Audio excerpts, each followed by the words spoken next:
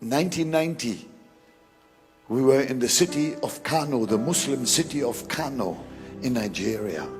Before I ever set foot on our platform, Rob Buckbeck and Vanessa both were there. Before I set foot on my platform, resistance built up. I said, Rob came to me and said, you know, there's smoke rising in the city. He said, come on the roof. There's smoke rising everywhere. Those fanatical people, some fanatical people I should say, didn't want our crusade gospel campaign to happen at all. And they were out to kill us, and me especially. And anyway, we were rescued, and the Lord did all things well. None of us was hurt. But for 9 years, I was not allowed to enter Nigeria. For 9 long years. We prayed, we fasted and prayed and cried to God, open Nigeria again. I tried every avenue to get the visa. I couldn't get the visa. I was persona non grata. But you know, when one door is closed, we don't sit in front of that door and weep hot tears. Because if one is closed, 1,000 others are open. And after all, Jesus said, go into all the world. Isn't it? So we went to another country and many other countries. We came to the country of Benin, French speaking. Benin. I was there in the city of Cotonou in the Sheraton Hotel that afternoon when suddenly the phone rang and somebody said to me, the former president of this country would like to meet you, Mathieu Kérékou. I said, it's impossible. I've never met him, but I read about him. He is a communist. He is an atheist, declared atheist, and I'm a hot evangelist. No, he's asking to meet you, please. I said, I'm coming. I put my New Testament into my pocket. Peter Vandenberg and we went to his house. When I arrived there, he was outside to greet us. And he said to me, Reverend BONNKE, I saw your videos. And when I heard that you are in the country, I decided to call you because I want to get saved properly.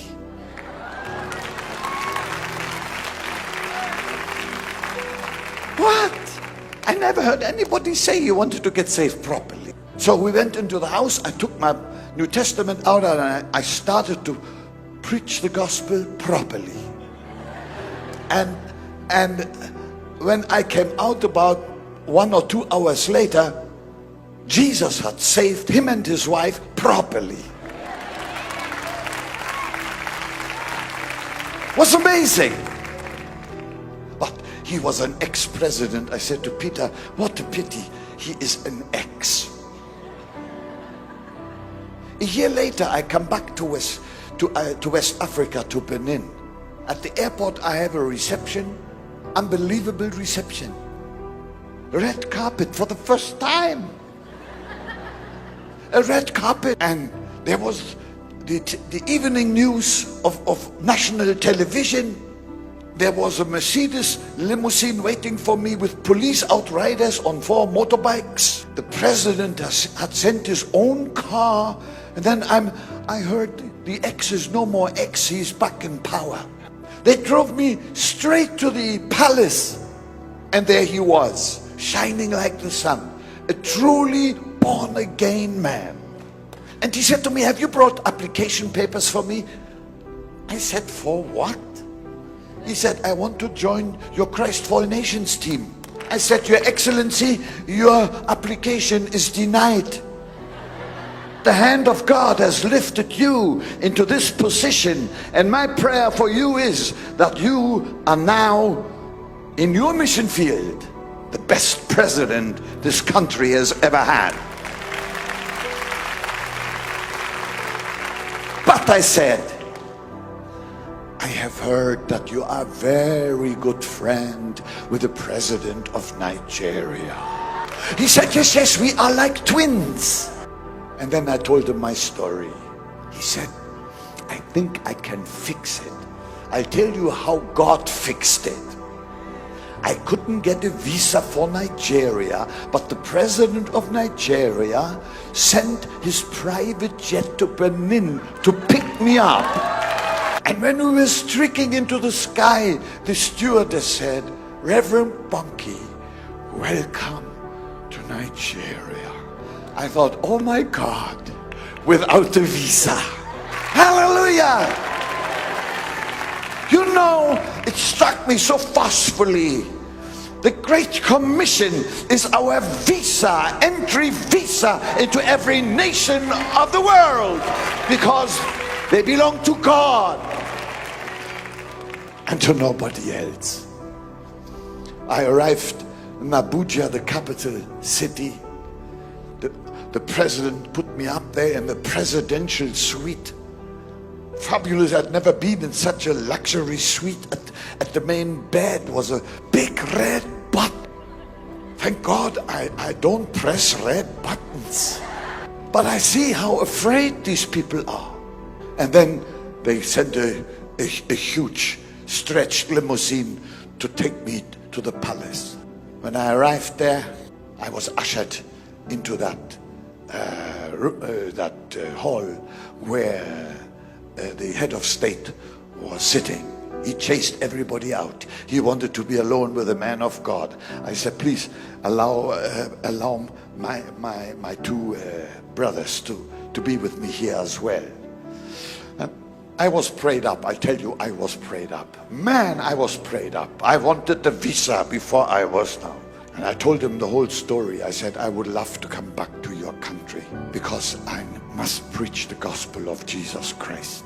I have never incited people against any religion. I just preach Christ crucified and risen from the dead. I said, you can send observers to tell you whether I am insulting others. I don't. Because you don't fight darkness with fists. You just strike a light. And Jesus is that light. You see, don't fight it with fists. He said to me, Mr. BONNKE, you are most welcome to come back. I need no observers because I was the general in charge to put down the riots in Kano 9 years ago. And I saw you there. Although you didn't see me, you were absolutely blameless. Welcome. Wow.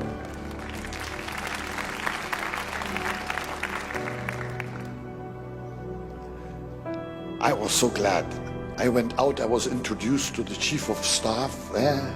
Chief of staff, I knew his name immediately.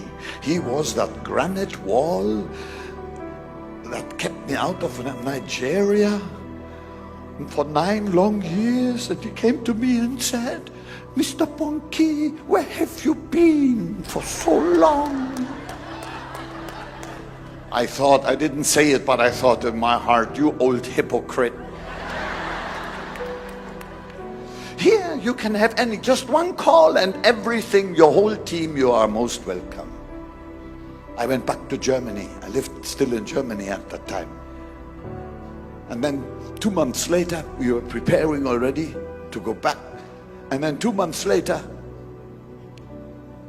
lo and behold, I see a newscast saying the president of Nigeria, Sani Abacha, had died of a heart attack. And I was back to square one. No telephone number worked anymore. Oh, I said, it's the devil again. What did I do? I prayed. I took the next plane and went back to President Kerekou in Benin.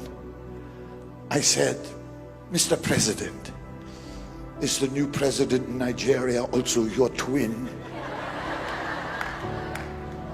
He said, no, I don't know him, but I meet him this Saturday. I will talk to him about you. I realized this won't work. I said, don't do it.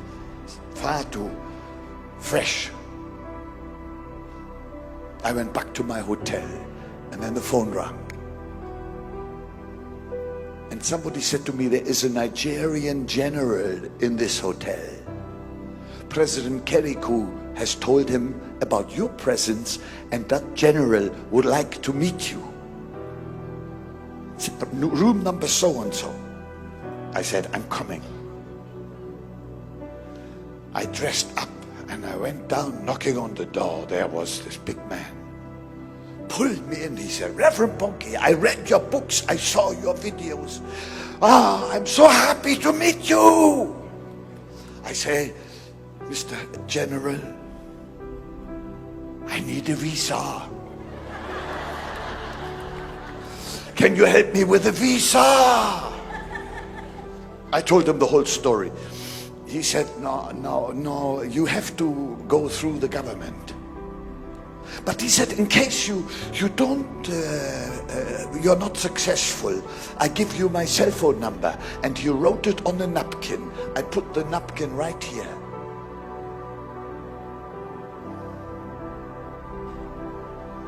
Well, the next day, I heard on the radio news that General Obasanjo had decided to run for president in the next elections in Nigeria. I fell on my knees and I started to pray. I said, Lord, let Obasanjo win, and BONNKE is in. He won with 64%, got the number out of my pocket. I dialed the number. Obasanjo speaking. I said, Your Excellency, President-elect, congratulations, when can I come? All with one breath. He said, immediately. I said, I'm on my way. It sounds like a fairy story, but this is exactly how it happened. And then, when we came back, our first crusade in Nigeria, I had no clue how many people would come. I had been 9 years away, and I walked up those stairs from behind, and I looked. There was a crowd already of 400,000.